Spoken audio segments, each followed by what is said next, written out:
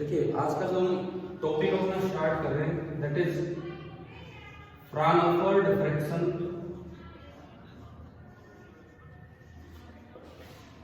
Eight double slit. Fraunhofer diffraction at double slit. आप ये भी टॉपिक का नाम बोल सकते हो, आप ये भी कह सकते हो YDSC with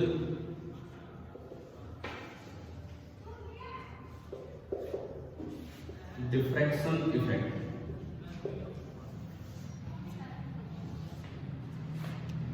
हेडिंग डाल दीजिए, स्टार्ट करते हैं क्या है।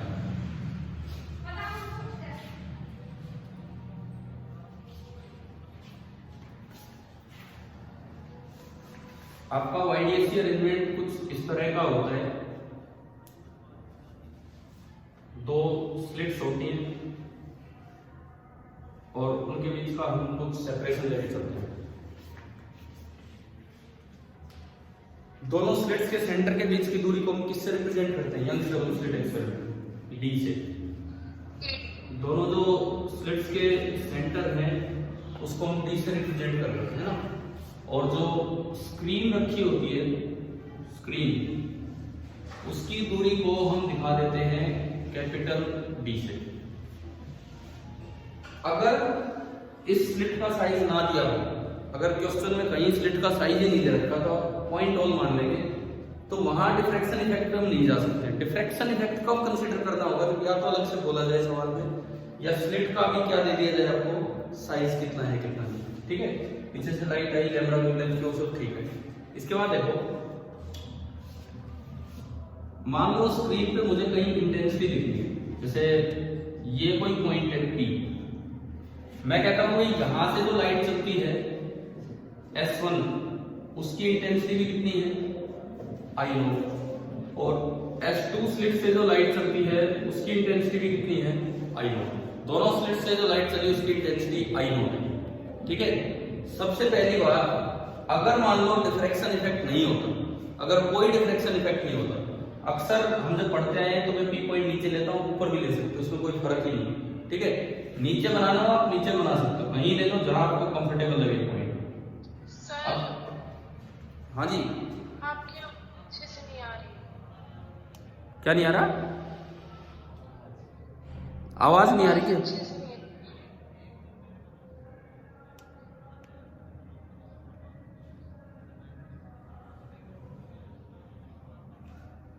चलो कोई नहीं, अब अच्छे से देखता हूँ, बोलता हूँ। सुनिए,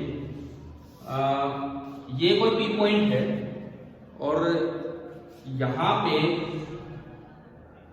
दोनों से ये लाइट गई, एक यहां से गई और एक यहां से गई। मैं कहता हूं कि P पॉइंट की एंगुलर पोजीशन थीटा है। P पॉइंट की एंगुलर पोजीशन थीटा होने का मतलब है कि इस लाइन से ये जो एंगल है, ये एंगल हमने कितना माना है? थीटा। P पॉइंट की एंगुलर पोजीशन थीटा है, तो इसके और इसके बीच का पार्ट डिफरेंस कितना है? अगर मैं इसको वेव नंबर 1 बोलूं और इसको वेव नंबर 2 बोलूं, तो इन दोनों के बीच का पार्ट डिफरेंस कैसे निकालते हैं? आप यहां से इस पे परपेंडिकुलर डालेंगे, और आपको याद होना चाहिए कि ये दूरी d sin थीटा ही आती है। आप खुद पहुंच सकते हैं यहां, थीटा 90 थीटा उस तरीके से याद है। तो ये डिस्टेंस आती है d sin थीटा। यानी कि अगर मैं केवल इंटरफेरेंस इफेक्ट देखूं, अगर मैं ओनली इंटरफेरेंस देख रहा हूं, अगर मैं दो वेव्स का ओनली इंटरफेरेंस देखूं, तो ये जो दो वेव चल के आई उनके बीच का जो पाथ डिफरेंस है कितना बन रहा है? d sin theta. तो फेज डिफरेंस कैसे निकालते हैं? अगर लैम्बडा पार्ट डिफरेंस हो तो फेज डिफरेंस 2 पाई, यूनिट हो तो 2 पाई वाले है ना, कई बार हमने निकाला। लैम्बडा पार्ट डिफरेंस है तो 2 पाई, एक हो तो 2 पाई बाई लैम्बडा, और फिलहाल d sin थीटा है तो 2 pi by lambda into d sin theta. बताओ ये क्लियर है ना सभी को? फेज डिफरेंस ये था, पाथ डिफरेंस, उससे निकाला मैंने फेज डिफरेंस। और फिर अगर आप इंटेंसिटी लिखते हो, फिर अगर आप इंटेंसिटी लिखते हो तो इंटरफेरेंस में इंटेंसिटी का फॉर्मूला था आपको याद होना चाहिए 4i0 into cos square of 5/2, 5 ऐसे निकाला जाता है।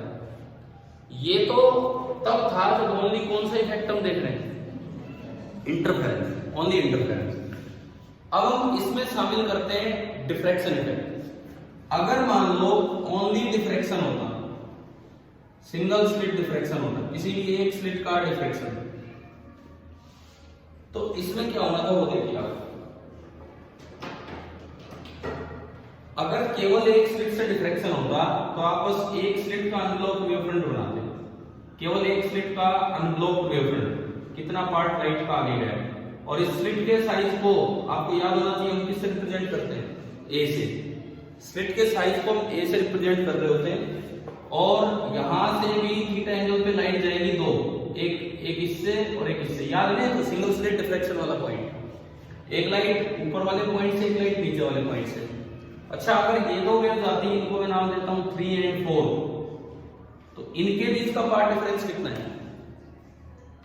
ये जो 3 और 4 एक्सट्रीम वेव्स गई हैं उसी जगह जाके 3 और 4, ये है क्या, स्लिट के अंदर जो अनब्लॉक्ड वेवफ्रंट है। पहले मैंने इंटरफेरेंस देखा था, दो ही सोर्स माने, एक S1 और एक S2, लेकिन अब मैं किसी एक स्लिट को देखता हूं तो उसमें कितने सोर्स हैं, इनफाइनाइट, उसमें छोटे छोटे इनफाइनाइट टुकड़े हैं। तो जो दो एक्सट्रीम पॉइंट है, उनके बीच का पार्ट डिफरेंस कितना होगा, उनकी सेकेंडरी वेव्स के बीच का, ए साइन थीटा। जैसे वो बी साइन थीटा था, ऐसे ही आप यहां से एक परपेंडिकुलर डालेंगे, बिल्कुल ऐसे ही आप यहां से एक परपेंडिकुलर डालेंगे, और ये जो पार्ट डिफरेंस आएगा, ये आपका होगा कितना, ए साइन थीटा। तो अगर आप ओनली डिफ्रैक्शन देखते हैं तो पार्ट डिफरेंस होता है ए साइन थीटा, उसके कोरस्पॉन्डिंग जो फेज डिफरेंस है उसको हम किससे रिप्रेजेंट करते हैं, 2 अल्फा, 5 नहीं 2 अल्फा, और 2 अल्फा होता था 2 pi by lambda into A sine theta. यहां से अल्फा निकालते हैं ना अभी तक, और फिर उससे जब आप इंटेंसिटी लिखते तो उसका फॉर्मूला होता था I0 into sine square alpha upon alpha square. Clear? लेकिन अब हमें इन दोनों चीजों को मिक्स करना होगा। पहले मैंने ओनली इंटरफेरेंस बताया, फिर ओनली डिफ्रैक्शन, फिर बोलेंगे कंबाइंड इंटरफेरेंस एंड डिफ्रैक्शन। तो आप एक बार ये बनाओ, डायग्राम बनाओ, उसके बाद only interference and only diffraction note कीजिए। मैं वेट कर रहा हूँ 2 मिनट, आप बनाइए आराम से।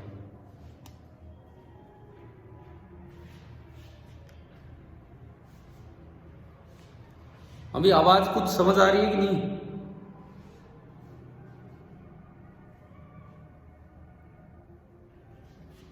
आवाज आ रही है आप लोगों को समझ?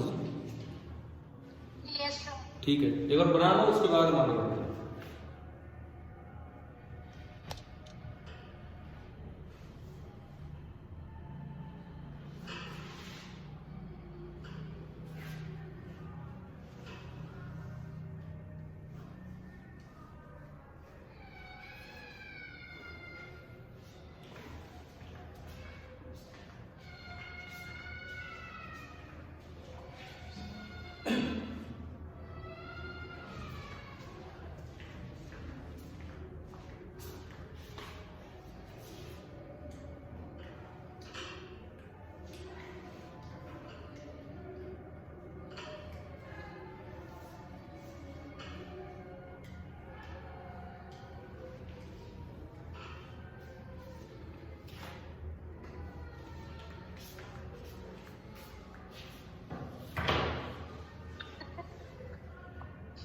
सर, हाँ जी बोलिए। सर जो कल भेजा था, क्या?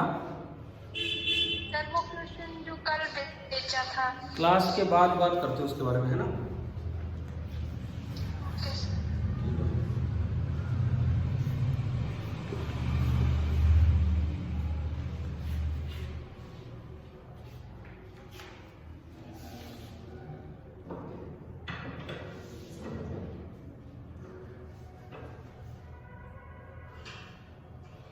हाँ जी, बना लिया ना शायद।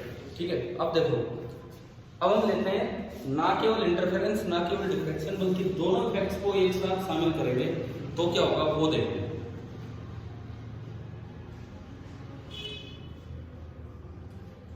ओनली इंटरफेरेंस में है तो ये फॉर्मूला है, ओनली डिफ्रैक्शन में ये फॉर्मूला है। लेकिन अगर दोनों इफेक्ट एक साथ हो तो क्या होगा, अब वो चीज हमें स्टडी करनी है, ठीक है।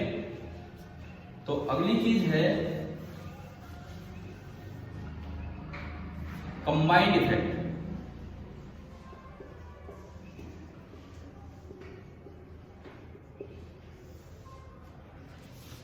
मान लो एक वेव का एम्पलीट्यूड ए है, दूसरी वेव का भी ए है, क्योंकि हमने इसकी इंटेंसिटी भी आई नॉट बोली और इसकी भी आई नॉट, तो दोनों का एम्पलीट्यूड ए ही होगा। Let amplitude of wave from one slit, वो हमने माना ए। तो देखो ड्यू टू डिफ्रैक्शन अगर आप रिजल्टेंट एम्पलीट्यूड लिखे तो जो आपने पहले निकाला भी है, अगर आप ड्यू टू डिफ्रैक्शन इफेक्ट की वजह से अगर आप देखते हैं तो रिजल्टेंट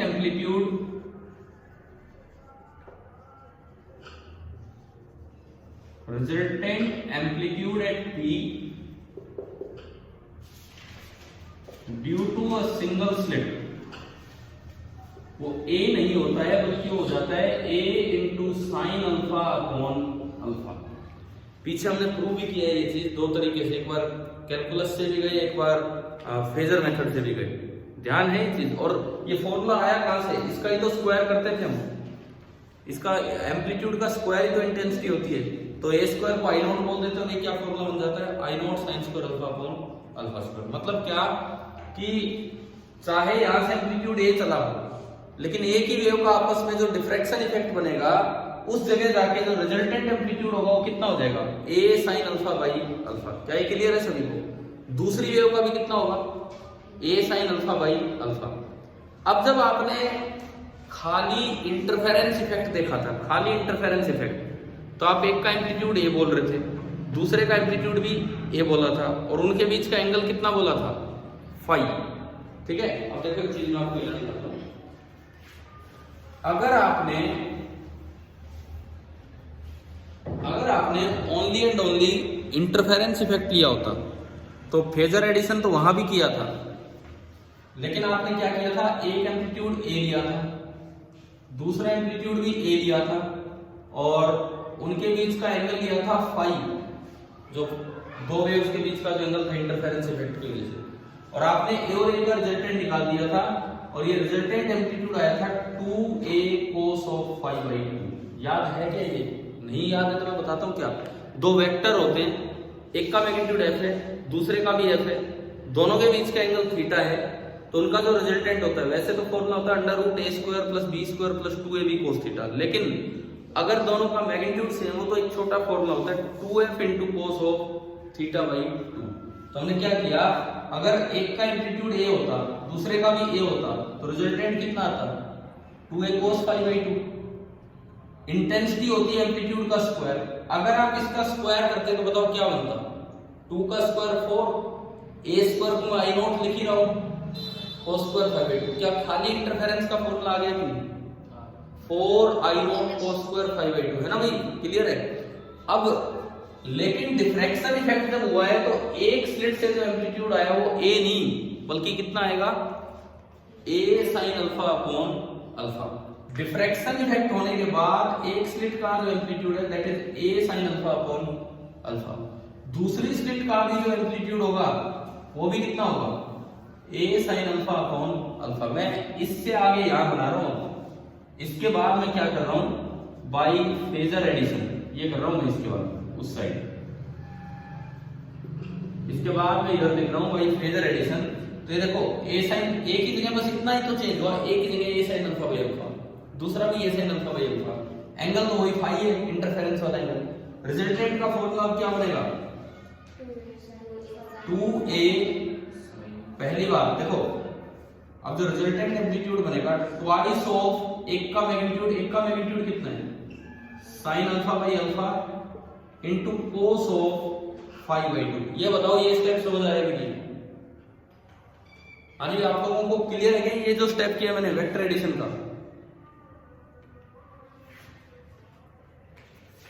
तो इंटेंसिटी क्या होगी? इंटेंसिटी एम्पलीट्यूड का स्क्वायर। मैंने एम्पलीट्यूड का स्क्वायर किया तो इंटेंसिटी देखो 2 का स्क्वायर 4, a के स्क्वायर को मैं क्या लिख सकता हूं? I nought sine square alpha upon alpha square भी आ गया। ये तो वो पार्ट है जो कि किसमें था? डिफ्रैक्शन में। और साथ में ये भी आ गया cos स्क्वायर 5/2, ये वो पार्ट है जो किसमें था? इंटरफेरेंस। समझ में भी आ गया होगा शायद आसानी से। अगर आपने पिछले टॉपिक ठीक ठाक से पढ़े हुए हैं, फेजर मेथड से कैसे लेके आए, एक तरह से इंटरफेरेंस का रिवीजन भी हो गया। ए और ए लेते हो तो वो इंटरफेरेंस का फॉर्मूला है, ये डिफ्रैक्शन का पहले से इफेक्ट था। अब हमने बस उन दोनों को ऐड किया तो रिजल्टेंट आपका याद है। समझ आ गया ना? अब इसको यूज ही करेंगे आज इसी को सवाल में। आप एक बार नोट ही कर दीजिए कि क्या है।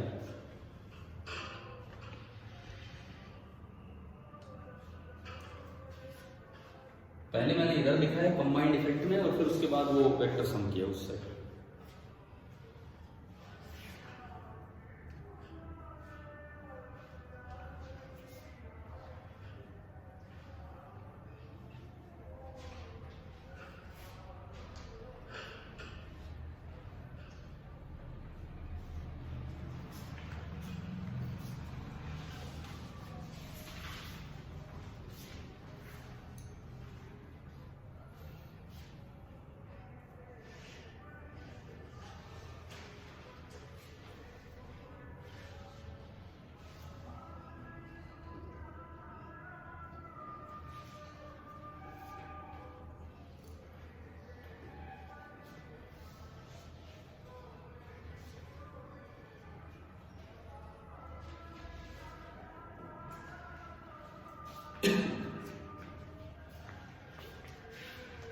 और ये फॉर्मूला याद रखना भी तो कितना आसान है। देखो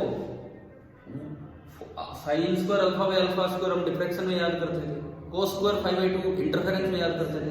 हाँ, यहाँ आई नोट की जगह आता है n स्क्वायर आई नोट। यहाँ हमेशा आई नोट की जगह आता है n स्क्वायर आई नोट। n स्क्वायर क्या? n is the number of slit. Single slit हो तो आई नोट, डबल स्लिट है तो 2 आई नोट, ट्रिपल स्लिट हमारे कहीं आएगा नहीं।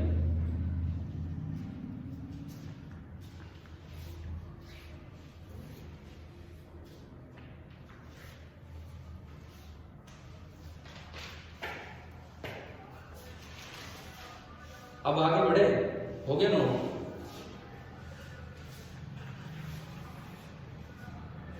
अब हम फॉर्मूले अप्लाई करना सीखेंगे। क्वेश्चन में ये सीखेंगे कि कब तो कौन सा इफेक्ट लेना है, कब कौन सा, ये चीजें।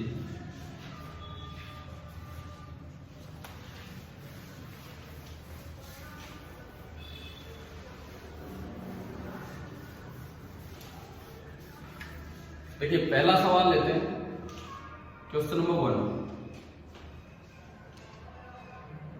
आपको एक डबल स्लिट अरेंजमेंट दी है, simple double slit arrangement they रखी है, और इन दोनों के बीच की दूरी दे दी 2 लैम्डा।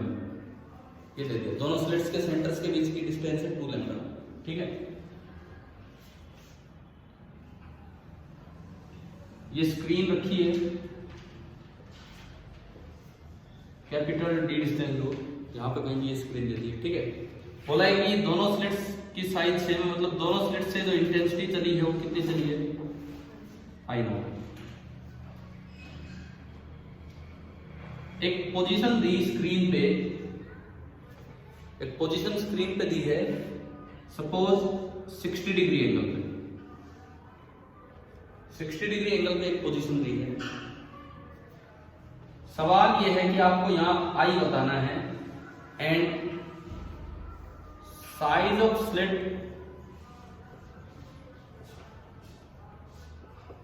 Is not given. हमें साइज ऑफ स्लिट नहीं दिया। पहले इस बात का जवाब दो, क्या डिफ्रैक्शन इफेक्ट लेना है कि नहीं लेना? इसने तो YDSC दे दिया, डिफ्रैक्शन इफेक्ट हमें लेना चाहिए कि नहीं लेना चाहिए? बोलिए भाई। नहीं लेना चाहिए, बिकॉज स्लिट का कुछ पता ही नहीं है, तो हम कैसे ले सकते हैं? तो ओनली कौन सा फॉर्मूला लगेगा? इंटरफेरेंस वाला, है ना? कीजिए, ट्राई कीजिए। किस तरह से है, पहले पाथ डिफरेंस निकालो इंटरफेरेंस का, फिर उससे फेज डिफरेंस निकालो, फिर उसका आधा करो और ये फॉर्मूला लगाओ।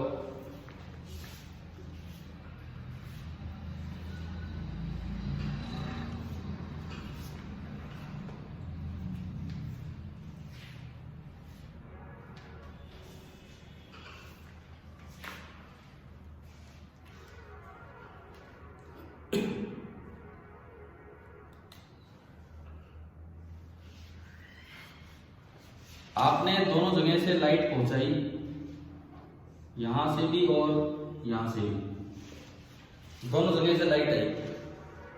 पाथ डिफरेंस कैसे निकालते हैं बताओ, अब तक तो याद हो ही चुका होगा। यहां से इस पे परपेंडिकुलर डालेंगे और ये पाथ डिफरेंस हमें अच्छे से याद हो जाना चाहिए कि ये पाथ डिफरेंस आता है डी साइन थीटा। थीटा है एंगुलर पोजीशन, डी कितना 2 लैम्बडा, क्वेश्चन में दिखा रखा हमें डी 2 लैम्बडा, और साइन 60 डिग्री, साइन 60 डिग्री कितना होता है अंडर रूट ऑफ 3/2, 2 से 2 गया तो ये पाथ डिफरेंस आ गया अंडर रूट 3 लैम्बडा। अब इससे निकालेंगे फेज डिफरेंस।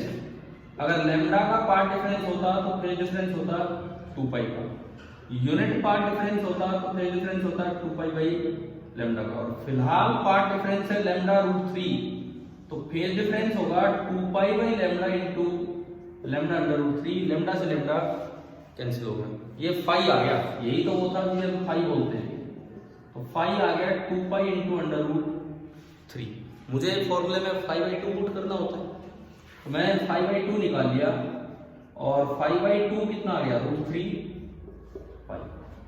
तो जो इंटेंसिटी है उसका आंसर क्या बनेगा, क्या फॉर्मूला होता है हमारा इंटरफेरेंस की इंटेंसिटी का, 4I0 into cos square of half angle, और वो हाफ एंगल कितना है रूट 3 पाई। अब रूट 3 पाई का कोस नहीं जानते, छोड़ो यहीं पे आंसर हो, तो ऑप्शन ऐसे ही मिलेंगे, वो फिर कोस में मिलेंगे ऑप्शन, है ना, या फिर इसकी वैल्यू अलग से देंगे। ये समझ आया कि डबल स्लिट वाला केस हो, स्लिट का कुछ बताया नहीं तो डिफ्रैक्शन इफेक्ट नहीं लेना और इंटेंसिटी कैसे निकालना, क्लियर ना।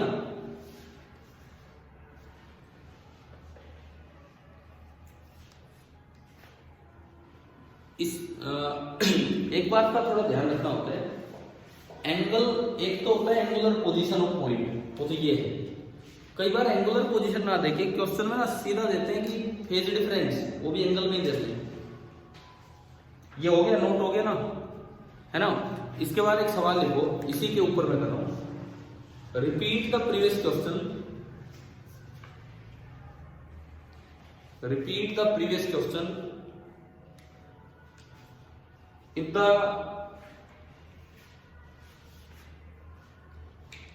phase difference between the two waves, repeat the previous question, if the phase difference between the two waves at the position shown is 60 degree, it's 60 degree। अब एंगल तो इसमें भी दे दिया 60 डिग्री, लेकिन सवाल अलग हो गया, बिल्कुल मतलब अलग हो गया। इसमें क्या दे दिया इन्होंने, डायरेक्ट फाई, है ना, इसमें डायरेक्ट फाई दिया है, तो आपको ये सब नहीं करना है, आप सीधी शुरुआत यहां से करोगे इस सवाल के लिए कि फाई कितना दिया है 60 डिग्री, तो 5/2 30 डिग्री, कोस 30 डिग्री कितना होता है रूट 3/2, मुझे उसका स्क्वायर लेना होगा, कोस स्क्वायर 30 डिग्री कितना होगा 3/4, और अब मैं इंटेंसिटी का फॉर्मूला लगाऊंगा 4I0 into cos square this, तो ये कैंसिल हो गया, इसका आंसर अलग ही आ गया, कितना है। तो पहली बात ये दिमाग में रखना कि क्वेश्चन में कौन सा एंगल दिया है, फेज डिफरेंस दिया है या एंगुलर पोजीशन। एक तो बताओ, दो सवाल आए समझ में, लेकिन इनमें कहीं हमने डिफ्रैक्शन इफेक्ट नहीं लिया, ठीक है। अब अगला सवाल,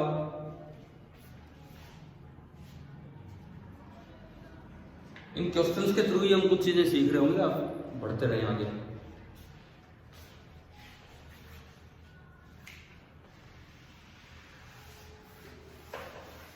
हो गया ना नोट।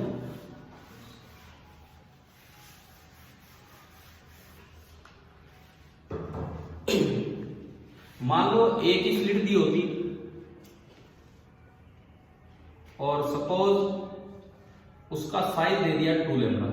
पिछली बार तो दो स्लिट्स के बीच की डिस्टेंस थी 2 लैम्डा, इस बार एक स्लिट का साइज ही 2 लैम्डा है। वही है फ्राउनहोफर डिफ्रैक्शन। मैं पूरा डायग्राम नहीं बना रहा हूं, ये अनब्लॉक वेवफ्रंट है। स्क्रीन पे मैं एक पॉइंट ले रहा हूं जिसकी एंगुलर पोजीशन है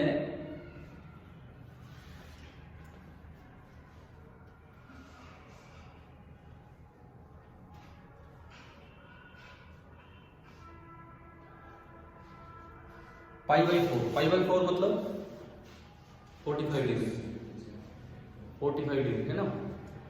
और सिंगल स्लिट से जो इंटेंसिटी चली है वो है I0। आपको बताना है कि यहां नेट इंटेंसिटी क्या होगी, यहां नेट इंटेंसिटी क्या होगी।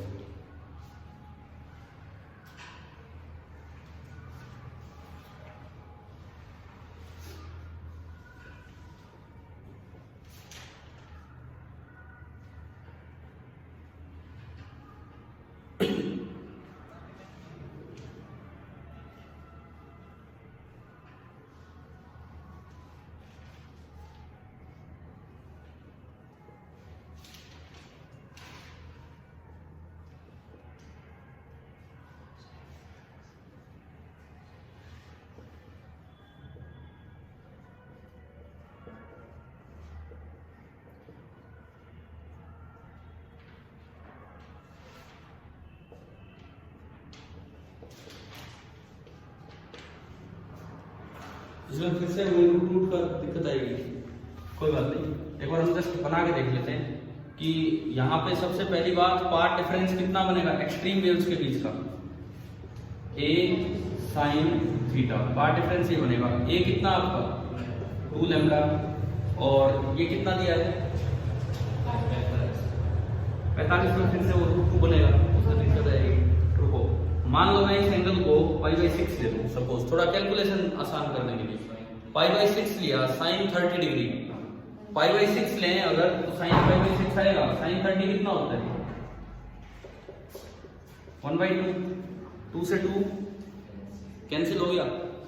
डेल्टा x आया लैम्डा, अगर डेल्टा x आया लैम्डा, लैम्डा के कोरस्पोंडिंग फेज डिफरेंस कितना होता है 2π। भाई हम ऐसे लिखते थे 2 अल्फा बराबर, ये डिफ्रैक्शन है तो 2 अल्फा बोलेंगे 5 2π/λ इनटू डेल्टा x। और डेल्टा x कितना है आपका, लैम्डा से लैम्डा कैंसिल आउट हो गया, 2 अल्फा बराबर 2π, तो अल्फा कितना आ गया पाई आया। आ रहा है ना समझ क्या कर रहे हैं। और cos पाई कितना होता है, cos 0 1 होता है, तो cos 180 डिग्री -1 होता है। तो अब अगर मैं इंटेंसिटी यहां बताना चाहूं 4I0 आएगा कि I0 आएगा, I0। एक सिंगल स्लिट है, डिफ्रैक्शन है ये, क्या फॉर्मूला है sin² अल्फा अपॉन अल्फा, फिर cos क्यों निकाल के बैठो। sin पाई कितना होता है 0, sin 0 0 होता है तो sin पाई भी कितना होगा 0 ही होगा, ठीक है। तो यहां से अगर इसमें पुट भी करोगे ऊपर 0 नीचे नॉन 0, I0 इंटू 0 का स्क्वायर अपॉन पाई स्क्वायर, तो आंसर कितना आ गया 0। आंसर आया, समझ आ रहा है, ठीक है। अब देखो, अब क्वेश्चन से रिलेट करना अभी स्टार्ट करेंगे। हमने π/6 एंगल लिया, 2 लैम्डा स्लिट का साइज लिया। अगर एक सिंगल स्लिट का साइज 2 लैम्डा है तो हमें पता लगा कि π/6 एंगुलर पोजीशन पे तो मिनिमम बन रहे हैं, क्योंकि वहां इंटेंसिटी कितनी आ रही है 0 आ रही है, ठीक है। अब एक बार यही सवाल मैं आपसे रिपीट करवा रहा हूं, सिंगल स्लिट का साइज नहीं दिया मैंने, दोनों स्लिट्स के बीच की दूरी 2 लैम्डा लेकर π/6 पे निकालो, करो, फिर उससे अगले में कंटिन्यू करेंगे हम। ये हो गया ना। ये तो अगला सवाल मैं ये कह रहा हूं कि YDSC पे क्वेश्चन दिया मैंने, स्लिट का साइज नहीं दिया, स्लिट का साइज नहीं दिया, लेकिन दोनों स्लिट्स के सेंटर्स के बीच की दूरी दे दी कितनी 2 लैम्डा। इंटेंसिटी जो चली वो I0 चली। और अब मैंने बोला ये स्क्रीन है और स्क्रीन पे आप एक एंगुलर पोजीशन पे जाओ π/6 पे। अब बताओ यहां इंटेंसिटी कितनी होगी, अगर ये डबल स्लिट अरेंजमेंट होता तो यहाँ इंटेंसिटी क्या होगा?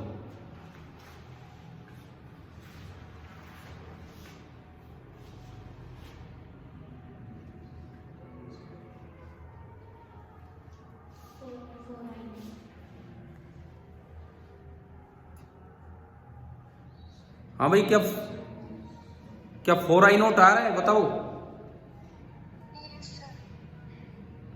ठीक है, देखिए इस बार आपने फिर से निकाला delta x D sine theta. D sine theta मतलब डी कितना? डी सवाल में दे रखा है कितना? 2 लैम्डा, और साइन पाई बाई 6 1/2 लैम्डा आया।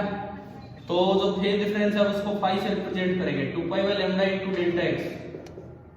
यहां से फाई आपका आ गया पाई बाई 2।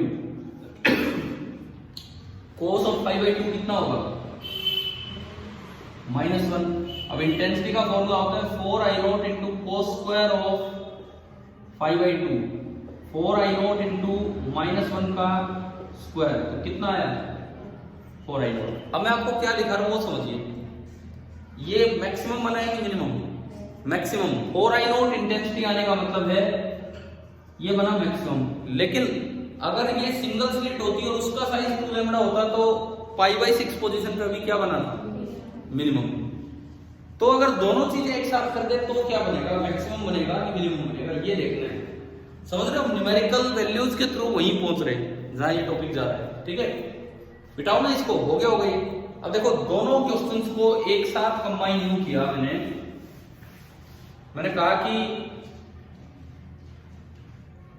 ये 2 स्लिट्स हैं, एक स्लिट का साइज भी कितना है? 2 लैम्डा। इस स्लिट का साइज भी कितना है? 2 लैम्डा। और सुनो थोड़ा ध्यान से, इस ओपेक पार्ट की लंबाई है लैम्डा, ओपेक पार्ट की। मैं दोनों स्लिट्स के सेंटर के बीच की दूरी नहीं कह रहा, मैं कह रहा हूं ये जो ओपेक पार्ट है, जो बीच में ये बोर्ड लगा हुआ है, इसकी लंबाई है लैम्डा। और मुझसे ये पूछा गया कि भाई स्क्रीन पे पाई बाई 6 एंगुलर पोजीशन वाली जगह पे, पाई बाई 6 एंगुलर पोजीशन वाली जगह पे कितनी इंटेंसिटी होगी, मुझसे ये पूछा गया। सबसे पहले तो मुझे बताओ ए कितना है इस सवाल में? 2 चीजें बता दो आप। ए कितना है? 2 लैम्डा। और डी कितना है? डी 5 ना, डी सही नहीं बता रहे हो। देखो अगर इसमें देखा जाए डी की अगर मैं बात करूं, चलो अभी सुनो, अभी तो मैं एक बार उसी क्वेश्चन को कंबाइन कर रहा हूं। तो ये दूरी मैंने दे दी डायरेक्ट 2 लैम्डा।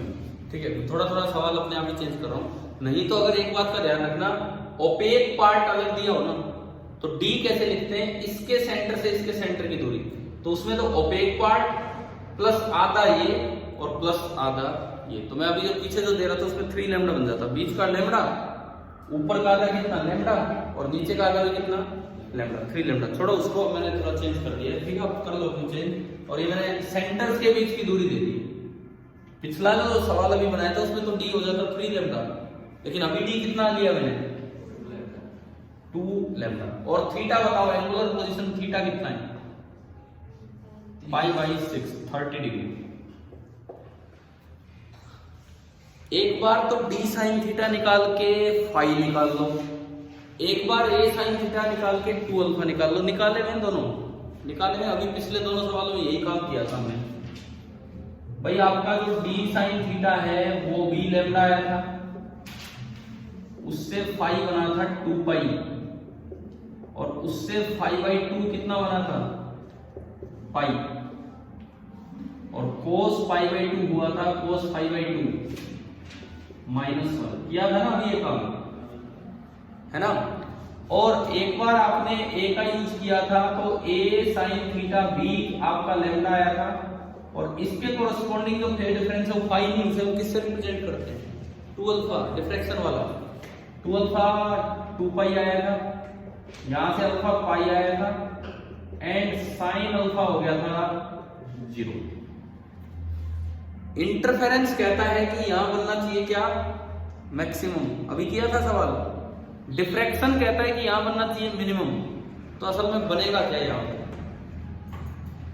इंटरफेरेंस तो कहता है कि यहाँ मैक्सिमम बनेगा। ये बताओ, ये तो समझ आ रहा है ना, अभी पिछले ही सवाल में हमने देखा था 4I0 इंटेंसिटी आनी थी, और सिंगल स्लिट होती तो इंटेंसिटी कितनी आनी थी? 0। लेकिन अब कंबाइंड इफेक्ट है तो फॉर्मूला आज ही तो हमने निकाला फिगर मेथड से। क्या क्या फॉर्मूला है? Resultant formula 4I0 into sine square alpha upon alpha square into cos square of 5I। ये फॉर्मूला लगा के देखो कि इंटरफेरेंस की चलेगी या डिफ्रैक्शन की चलेगी। तो किसकी चलेगी? 4I0 into sine alpha 0 upon alpha का स्क्वायर पाई स्क्वायर और ये -1 का स्क्वायर। तो अल्टीमेटली आ तो क्या गया? ये 0 ही आया ना। तो यहां पे अल्टीमेटली मिनिमम बना है कि मैक्सिमम बना है? इस जगह पे π/6 वाले एंगल पे मिनिमम बना कि मैक्सिमम बना? मिनिमम। मतलब अगर खाली इंटरफेरेंस होता तो अलग ही आंसर था, लेकिन डिफ्रैक्शन इफेक्ट लेते क्योंकि स्लिट का साइज दिया था, आंसर ही हमारा चेंज हो गया। तो भाई ये बताओ, ये समझ में आया दोनों इफेक्ट एक साथ कैसे कंसीडर करना है? तो इसका मतलब एक और रिजल्ट मेरे सामने आ रहा है। एक ऐसी पोजीशन जहां इंटरफेरेंस तो बना रहा है मैक्सिमम और डिफ्रैक्शन बना रहा है मिनिमम, तो वहां मिनिमम बनेगा कि मैक्सिमम बनेगा? मिनिमम बनेगा। ये रिजल्ट चाहे लिख लो आप, ये रिजल्ट लिख लो, मैं बोल देता हूं। ये हो गया ना यहां तक तो ठीक है। At the positions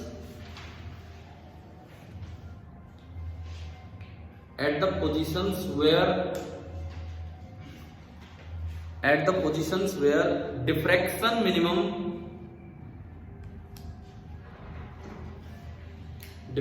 minimum superimposes, मतलब उसके ऊपर आ गया, diffraction minimum superimposes the interference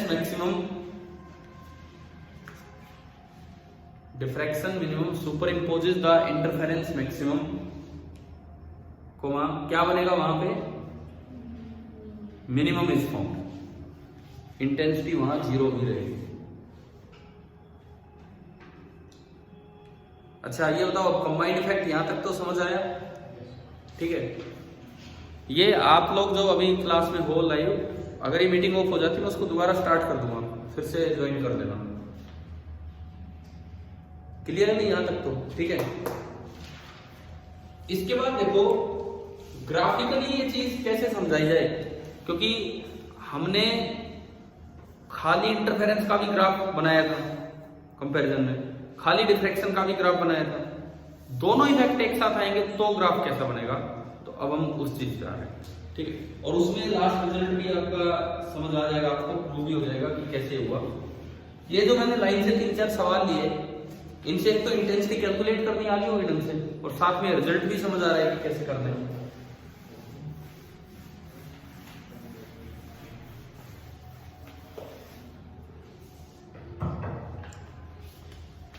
अब देखो मैं थोड़ा ग्राफ की तरफ चलता हूं। अगर ओनली इंटरफेरेंस होता,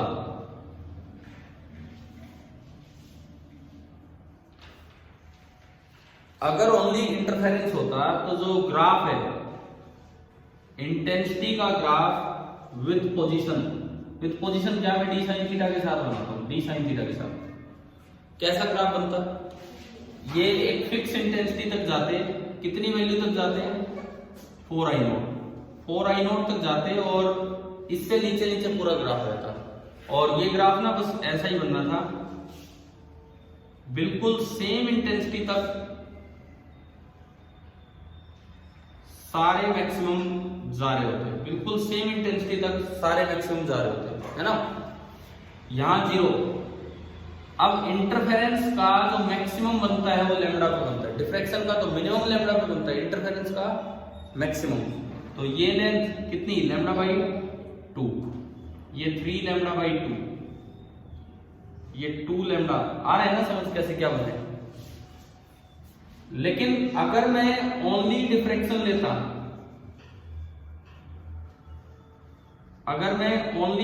लेता, तो ग्राफ कैसा आना था? ओनली डिफ्रैक्शन लेने पे जो ग्राफ आना था, और यहां पे डी साइन थीटा नहीं, यहां पार्ट डिफरेंस किससे दिखाते हैं? ए साइन थीटा से। इधर मैं ले रहा हूं इंटेंसिटी। अगर ओनली डिफ्रैक्शन होता है एक स्लिट का तो इंटेंसिटी कहां तक जाती, आई नॉट तक, और उसका एक ब्रॉड सा मैक्सिमम बनता है। हमने पढ़ा था कि सेंट्रल मैक्सिमम डबल साइज का होता है, पढ़ा था पिछली क्लास में। तो लेकिन यहाँ ये लैम्डा पे जाके होता है, इधर माइनस लैम्डा इस तरह का, ठीक है। लेकिन इसमें ग्राफ आगे बहुत ही डाउन चला जाता है, कितनी इंटेंसिटी पे, आई नॉट बाई 22 पे। उसके बाद तो और भी डाउन चला जाएगा, कितनी इंटेंसिटी पे, I nought by 61, I nought by 22, I nought by 61, ये इतने कम पे चलता रहता है, ठीक है। अब देखो इसमें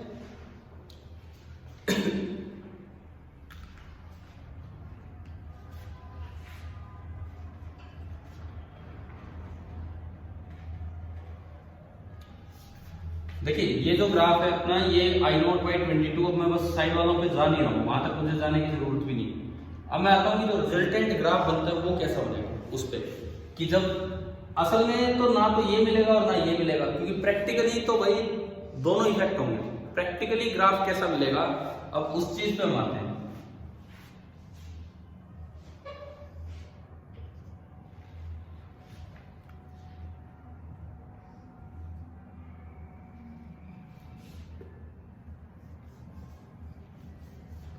देखिए यहाँ पे तो जगह बन नहीं पाएगी नीचे, मैं इसके साइड में दिखाता हूँ, देख लीजिए इधर।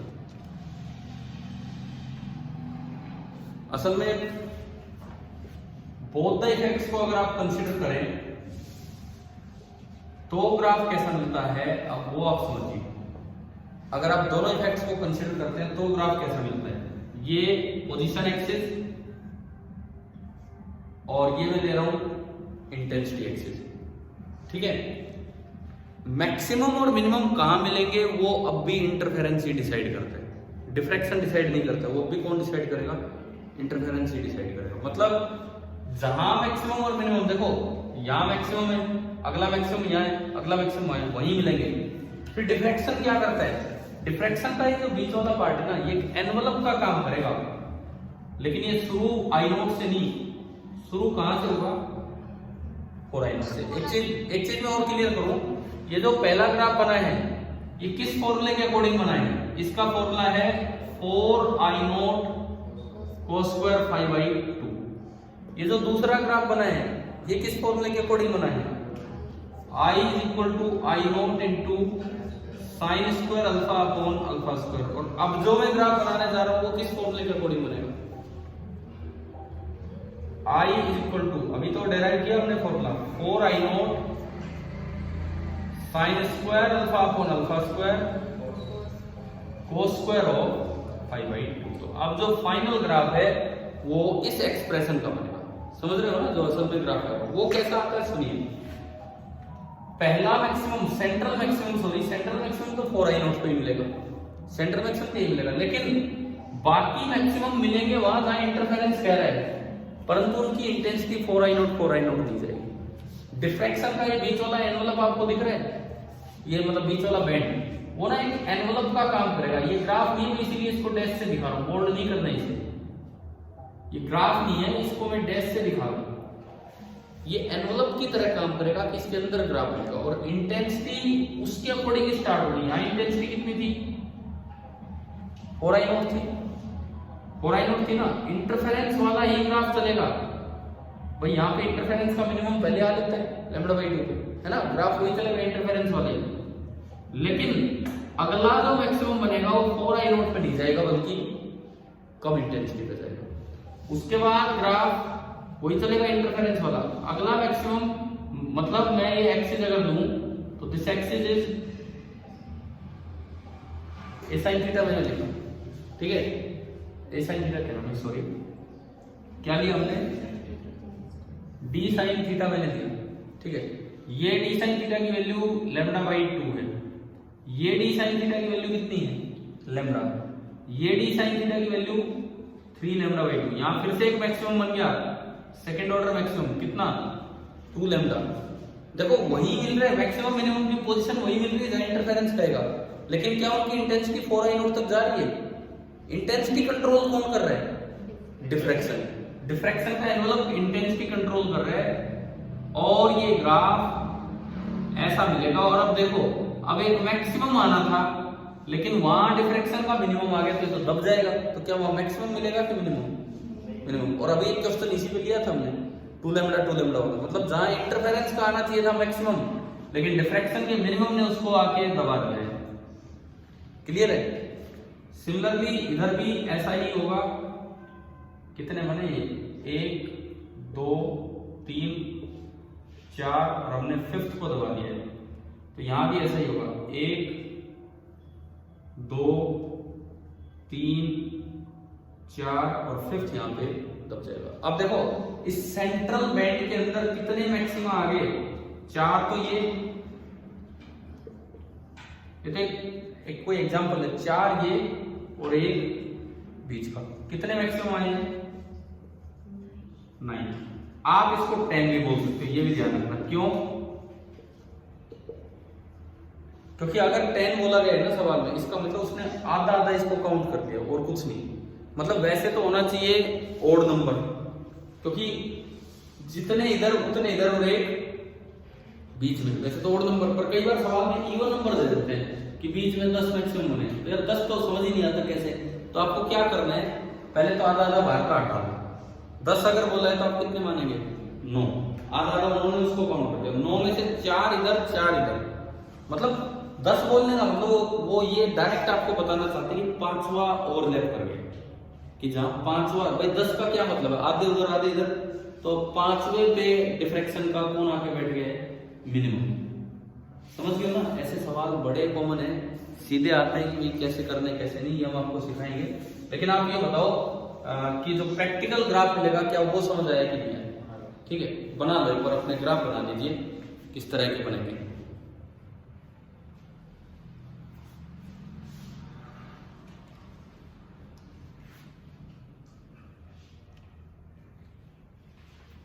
हाँ जी फाल्गुनी जी, समझ आया कि नहीं आया बताओ ग्राफ? Yes sir. ठीक है, बना लो।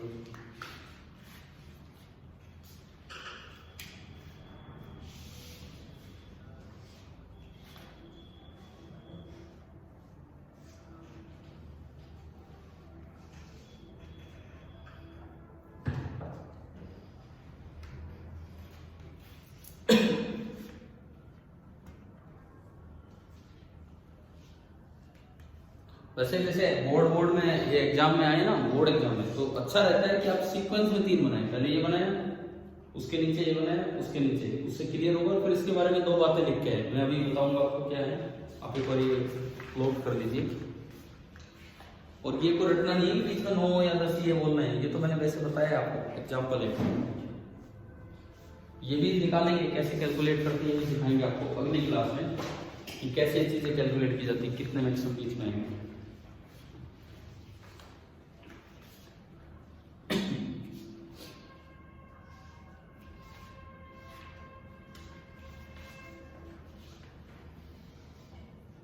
बना लिया? चलो अब एक काम करो, कोई नहीं आप बना लेना, अभी है बोर्ड पे। इसके बारे में 2 बातें लिख लो, ये जो फाइनल ग्राफ है इसके बारे में 2 बातें। पहली बात ये बताओ, पोजीशन ऑफ मैक्सिमा कौन डिसाइड कर रहा है? इंटरफेरेंस की डिफ्रैक्शन? नहीं, मैं पूछ रहा हूं कि अब भी मैक्सिमम कहां मिल रहे हैं? वो इंटरफेरेंस डिसाइड कर रहे हैं कि डिफ्रैक्शन? इंटरफेरेंस, क्योंकि मैक्सिमम की ये नहीं है ग्राफ। मैं फिर से कहता हूँ, ग्राफ ये नहीं है। कभी आप ये बनाया हो, कभी एग्जाम में आया और इसको बोल्ड करिए हो, ये नहीं है ग्राफ। ग्राफ तो ये है जो घटता जा रहा है, ये तो एक टॉप एक एनवलप सा बना है। तो पोजीशन ऑफ मैक्सिमा किसने डिसाइड किया? इंटरफेरेंस पैटर्न है। और इंटेंसिटी ऑफ मैक्सिमा कौन डिसाइड कर रहे हैं? डिफ्रैक्शन। तो इसमें 2 बातें लिखो आप इस ग्राफ के साथ। Position of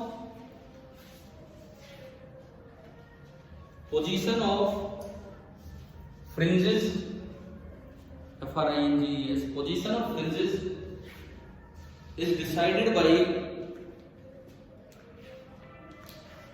the interference pattern. Position of fringes is decided by the interference pattern, but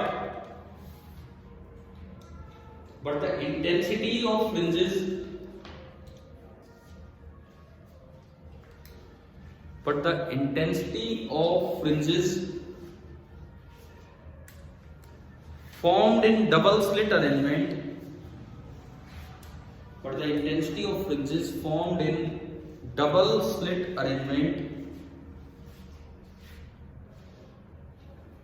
is modulated by modulated modulated मतलब कुछ बदलाव हो जाना है ना, is modulated by, कौन करेगा इसको modulate, by the diffraction pattern of each slit, by the diffraction pattern of each slit.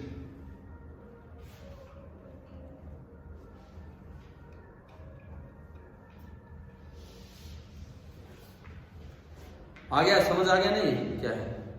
ठीक है। एक बार एक क्वेश्चन आया बोर्ड एग्जाम में 2-3 साल पहले की बात होगी, एग्जैक्टली ईयर तो मुझे याद है नहीं।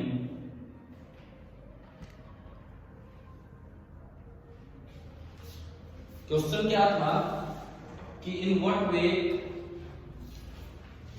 मैं लिख देता हूं,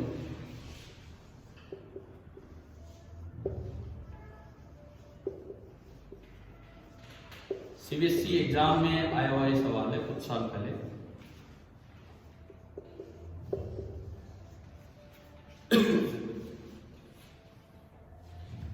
In what way is the diffraction from each slit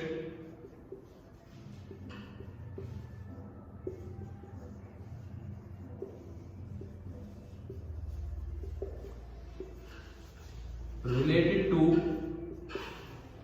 यही है सवाल, यही है जो हम ये लिख के गए हैं, related to the interference pattern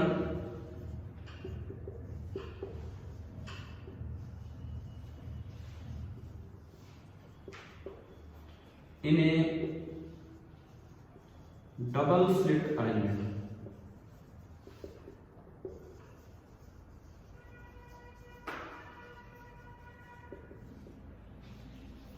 ये सवाल बोर्ड में आया था, ये इस तरह का थ्योरेटिकल क्वेश्चन। क्या जवाब क्या है इसका? इसने ये पूछा है भाई जो डबल स्लिट का इंटरफेरेंस पैटर्न है उसमें डिफ्रैक्शन का क्या रोल है, वो किस तरह से रिलेटेड है। हाँ, डिफ्रैक्शन किसको मॉड्यूलेट करता है, क्या चीज कंट्रोल करता है? इंटेंसिटी को। ठीक है। और वैसे ये सवाल वो बाहर से नहीं था, एक बार अपनी एनसीईआरटी बुक खोलना, एक्सरसाइजेज वाला पेज, एडिशनल एक्सरसाइजेज वाला पेज, एडिशनल एक्सरसाइज, हाँ ये पेज नंबर 384 पे क्वेश्चन नंबर 17 का बी पार्ट।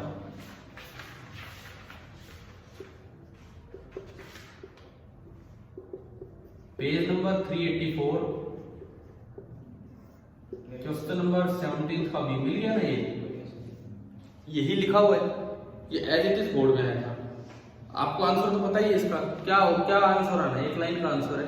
वैसे अगर बोर्ड में 2 नंबर का हो तो थोड़ा ग्राफ भी बता सकते हो। एक बार बुक में पीछे पढ़ो ये क्या लिख रहा है, शायद मॉड्यूलेटेड वर्ड वहीं से लिया मैंने, एक बार देखिए आप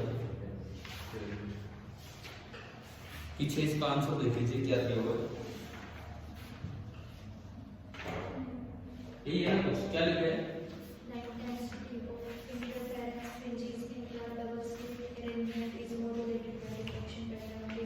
ये वही है जो हमने अभी लाइन लिखी थी कि जो इंटेंसिटी है उसको कंट्रोल करता है, और ज्यादा अच्छे से आप बता के आ सकते हो ग्राफ के साथ। तो मुझे बताओ वाईडीएससी में डिफ्रैक्शन इफेक्ट समझ आ गया कैसे क्या होता है?